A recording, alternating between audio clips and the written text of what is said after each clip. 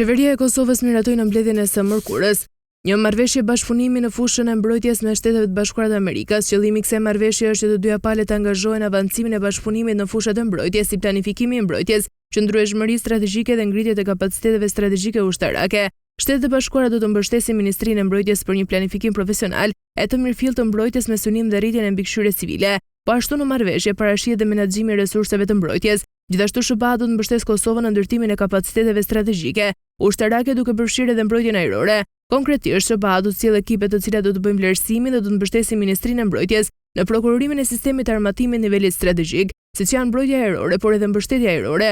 Marrëveshja adreson çështjet e kapaciteteve ajrore pra ndërtimit të flotës së helikopterëve, që është një kapacitet që është planifikuar të ngrihet në Forcën e Sigurisë së Kosovës. Gjithashtu për këtë çështje kemi pasur takime të rëndësishme gjatë vizitës që kemi pasur së bashku me komandantin e FSK-s në Washington. Ministri maqedonsi konfirmoi se Kosova ka mbështetjen amerikane për blerjen e helikopterëve Black Hawk, por edhe sistemeve të tjera. Ai shtoi se synojnë që së shpejti të sjellin dhe sistemin Javelin për të cilën po vijojnë pagesat. Presidenti i Serbisë Aleksandar Vučić ka bërë thirrje studentëve të vendosur në kampën e qendër të Beogradit t'u kthehen orëve mësimore dhe të shkojnë për shtëpitë e tyre të shtunën e 15 marsit. Kërkesa Vučićit vjen pasi të shtunën Beogradi pritet të jetë qendra një tubimi masiv të organizuar nga studentë të tjerë, të cilët ka muaj që kanë bllokuar universitetet shtetërore, duke kërkuar përgjegjësi dhe llogarilënie për vdekjen e 15 njerëzve nga shembja një streje në stacionin e trenit në Novi Sad më 1 nëntor. Vučić u takua me një grup studentësh të cilët i kundërshtojnë bllokatat e studentëve, ndërtesën e presidencës serbe të ejtën. Ata i thanë presidentit serb se do të marrë një vendim për kërkesën e tij për të tërhequr brenda 24 orëve të ardhshme.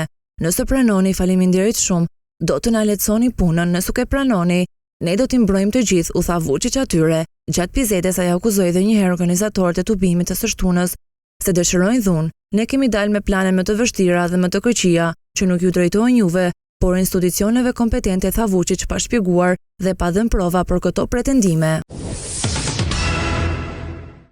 Mbrëm Kuventi Kombëtar i Republikës Srpska miratoi projekt kushtetutën e Republikës Srpska dhe ligjin për mbrojtjen e rendit kushtetues të Republikës Srpska. Pro projektit kushtetues votuan 50 deputet, ndërsa kundër 8. Është përkrahur dhe projekt ligji për mbrojtjen e rendit kushtetues të RS, i cili themelon prokurorinë speciale të RS dhe gjykatën speciale. Me propozimin e kryetarit të Kuvendit Kombëtar të Republikës Srpska, Nenad Stevandić, është miratuar një konkluzion me të cilën pranohet kërkesa për arbitrazh për zgjidhjen e mosmarrveshjes. U miratua që projekt kushtetuta e Republikës Srpska të vihet në debat publik për një periudhë prej 30 ditësh. Drafti i kushtetutës së re thosë se Republika Srpska ka të drejtën e vetvendosjes dhe mund të antarësohet në bashkimet komplekse shtetërore të një strukture federale ose konfederale me shtete ose grupe shtetesh fqinje dhe të tjera. Kushtetuta e re parashikon futjen e ushtrisë së Republikës Srpska, heqjen e këshillit të popujve të Republikës Srpska dhe zëvendës presidentit. Kandidati për kryeministër i Partisë Demokratike të Kosovës, Bedri Hamza, ka thënë se nuk e mbyll mundësinë për të biseduar me partitë opozitare për krijimin e një koalicioni përfshirë këtu dhe Lidhjen Demokratike të Kosovës. Hamza ka potencuar se janë të gatshëm për çdo opsion.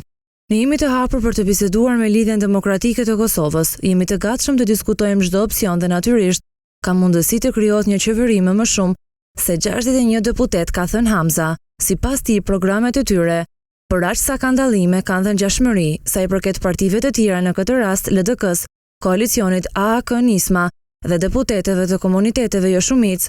Harmonizmi i programeve është shumë më i lehtë.